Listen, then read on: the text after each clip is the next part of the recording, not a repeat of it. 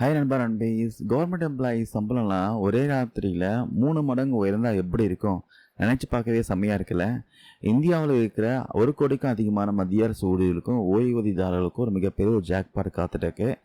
இத்தனை நாளாக எதிர்பார்த்துட்டு இருந்த அந்த ஏத்திபே கமிஷன் பற்றியும் ஒரு மாசான அப்டேட் வந்திருக்கு. உங்கள் சம்பளத்தை பல மடங்கு உயர்த்த போகிறது அந்த ஒரு மேஜிக் நம்பர் தாங்க அது. அது என்ன நம்பரு? எப்படி உங்கள் சம்பளம் 3 மடங்கு உயரும்? எல்லாமே டீட்டெயிலாக இந்த வீடியோவில் பார்க்கலாம் வாங்க. பொதுவாக கவர்மெண்ட் எம்ப்ளாயீஸோடைய சேலரி 10 வருஷத்துக்கு ஒரு முறை பார்த்தீங்கன்னா பெரிய அளவில் மாற்றி அமைப்பாங்க. இதுக்காக ஒரு பே கமிஷன் ஃபார்ம் பண்ணுவாங்க. அந்த வகையில் இப்போ ஏத்திபே கமிஷன் ஃபார்ம் பண்ணியிருக்காங்க.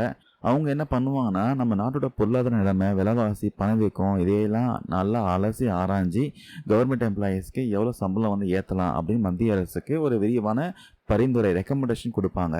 அரசாங்கமும் அவங்க பட்ஜெட்டை பொறுத்து அதை அப்படியே பார்த்தீங்கன்னா ஏற்றுப்பாங்க. இல்லைனா சின்ன சின்ன மாற்றங்கள் செஞ்சு சம்பளத்தை உயர்த்தி கொடுப்பாங்க. இப்போ அந்த ஏத்திபே கமிஷன் தங்களுடைய வேலையை சுறுசுறுப்பாக ஆரம்பிச்சிட்டாங்க. அடுத்த 18 மாதத்துக்குள்ளே அவங்க ரிப்போர்ட் பார்த்தீங்கன்னா மத்திய அரசுகிட்ட சமர்ப்பிக்க போகிறாங்க. ஸோ இதெல்லாம் முடிஞ்சு 2028 ஜனவரி மாதத்துல இருந்து கவர்மெண்ட் எம்ப்ளாயீஸ்க்கு புதிய சம்பளம் கிடைக்க அதிக வாய்ப்பு இருக்குது. அது மட்டும் இல்லாமல் இது 2026 ஜனவரி 1ஆம் தேதியிலிருந்தே கணக்கிடப்பட்டு கிடைக்க வேண்டிய நிலுவைத் தொகையும் மொத்தமாக கவர்மெண்ட் எம்ப்ளாயீஸுக்கு கைக்கு சேரும். சரி, சம்பளத்தை எப்படி கணக்கு பண்ணுவாங்க பார்த்தீங்கன்னா, இங்கே தான் அந்த மேஜிக்கான நம்பர் வருது. அதுக்கு பெயர் பார்த்தீங்கன்னா ஃபிட்மென்ட் ஃபேக்டர். சம்பள கமிஷனை பொறுத்த வரைக்கும் அந்த ஃபிட்மென்ட் ஃபேக்டர் அடிப்படையை வச்சு தான் பார்த்தீங்கன்னா சம்பளத்தை மாற்றி அமைப்பாங்க.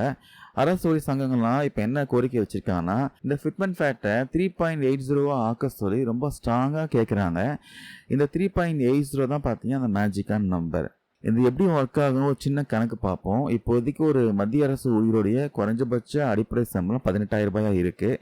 இந்த 18,000 ரூபாயை 3.80 கூட பெருக்கினா வர தொகை எவ்வளோ தெரியுமா? கிட்டத்தட்ட 68,400 ரூபாய். ஆமாங்க, வெறும் அடிப்படை சம்பளமே 3 மடங்குக்கு மேலே அதிரடியாக உயரப்போகுது. அடிப்படை சம்பளம் 68,400 ரூபாயாக மாறினா அதை வச்சு தான் பார்த்தீங்கன்னா டிஎன்எஸ் அலவன்ஸு, வீட்டு வாடகை படி மாதிரியான மற்ற அலவன்ஸும் எல்லாமே கணக்கு பண்ணுவாங்க. இப்போது பேசிக் பே ஏறினா ஆட்டோமேட்டிக்காக பார்த்தீங்கன்னா இந்த அலவன்ஸ்லாம் ஏறிடும். இதெல்லாம் சேர்த்து கணக்கு பண்ணி பார்த்தா இனிமேல் மாதம் கைக்கு வர குறைஞ்சபட்ச சம்பளமே 88,000 1 லட்ச ரூபாய் வரைக்கும் இருக்கும்ட்டு அரசு வட்டாரங்கள் சொல்கிறாங்க.